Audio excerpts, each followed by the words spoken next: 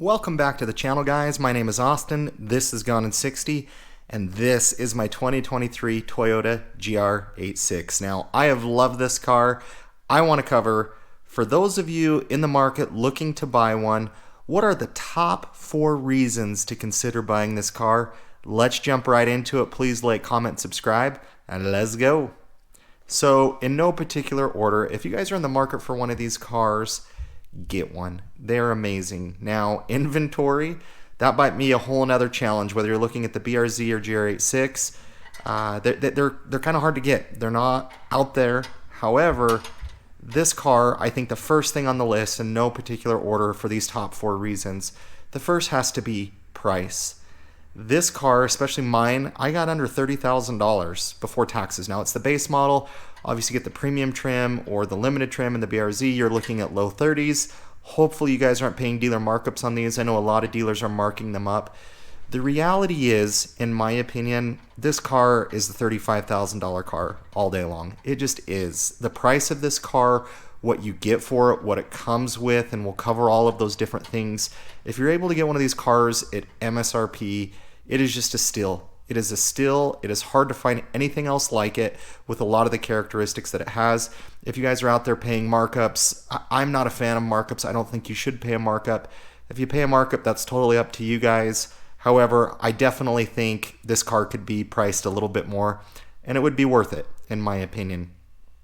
The next top reason of why you should buy a new BRZ or Toyota GR86 is the performance. Now, with this model, with this generation, they gave us a horsepower increase, they gave us torque. It really helped with the previous generation's torque dip that it had.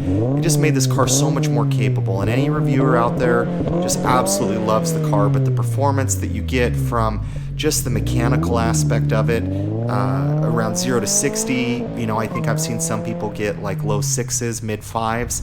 That's really incredible for a $30,000 car in today's world. Now, if we're looking back on previous times, it's just the price of things have just gotten so expensive, and it's hard to compare it to previous times. But this car is a track car.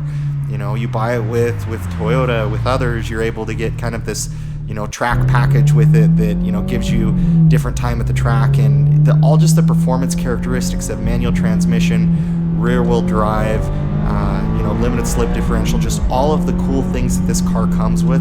You're getting a lot of car for your buck. Sure, in terms of like practicality, in terms of maybe interior quality or quality of the car, sure, maybe that could be questioned, but for the price of what you're getting, it's really hard to complain. Now, the performance, there's a lot of negative around the RTV thing. I've talked about it a little bit. I think if you're tracking your car a lot, maybe that might need to be looked at, but it's still really early to tell. But overall, guys, the performance you're getting out of this car is just absolutely, absolutely phenomenal. The track times that I've seen out there from different publications, for just what you're able to do with this car around the track, it's a momentum car. This car, it just does so well, especially if you look at like how much this car weighs. The challenge, with a lot of cars is just how big they're getting, how all the electronics and everything. But to be able to get a car with the weight distribution that it has, the ability to just slide this car around a corner, there's not a ton of electronic nannies, just turn off traction control, simple enough and go. That's what I absolutely love about the car. It makes it so much fun. A car that has a built-in track timer into it, I mean, come on, it's awesome. Just the shift indicator beep, the light, that comes on as you kind of reach the different gears. It is just a track-driven car. As I compare my WRX to my GR86, the throws in the GR86 are much more precise and they're shorter. They just did such a good job, Toyota and Subaru, partnering together to make this car awesome.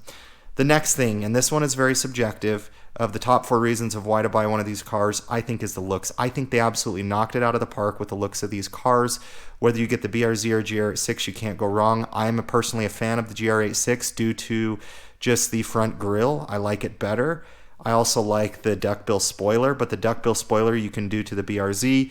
You can also do it, if you get the premium trim in the Toyota, or like on my base, I just added it. So the looks of this car, I remember when it first came out, like a lot of people have referred to it as kind of like the poor man's Porsche. The looks of this car is just so spot on. It does such a great job. And overall, I can't convince you guys to like the looks of something, but I think for a $30,000 car, for the looks and just all of the things that it comes with, just the sleekness of it, the aerodynamics, just everything just looks so good.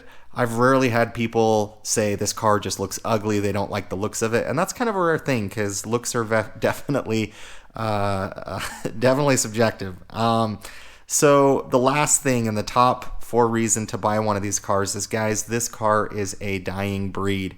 What I mean by that is you go out there and try to find rear wheel drive cars that weigh under 3,000 pounds that you can take to a track that has a manual transmission, limited slip differential, that you can beat up and hammer, that revs high, that's naturally aspirated.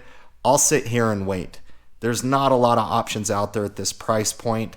The base level Miata is a great option. Probably the only one I'm thinking of that really from a performance perspective, you can get that. Obviously, I have a Honda S2000 as well, and that's a different thing, but that's just a different time period, different car, different values on those. But I'm talking in today's world, this is a dying breed, guys. Companies are moving away from the manual transmission, from Volkswagen. I'm hearing it from BMW.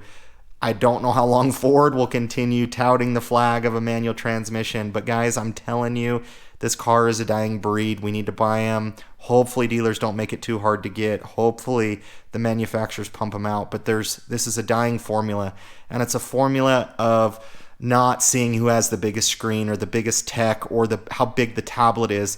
It's the driver enjoyment. It's the experience. It's the shifting. It's the going around corners, carving through a canyon, whipping the back end around. Just amazing driver experience. And guys, it is a dying breed. So those are, in my opinion, in no particular order, the top 4 reasons why you should buy a new Toyota GR86 or a new BRZ. If you guys have other top reasons that you would consider, please leave them in the comment section below. If you disagree, leave a comment below.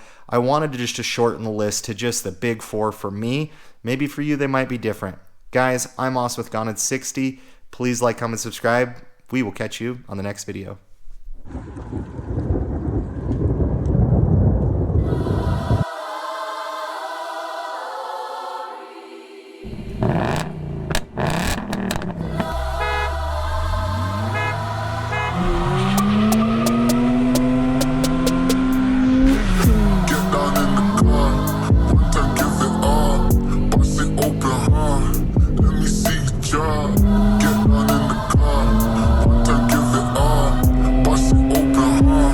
Let me see you try.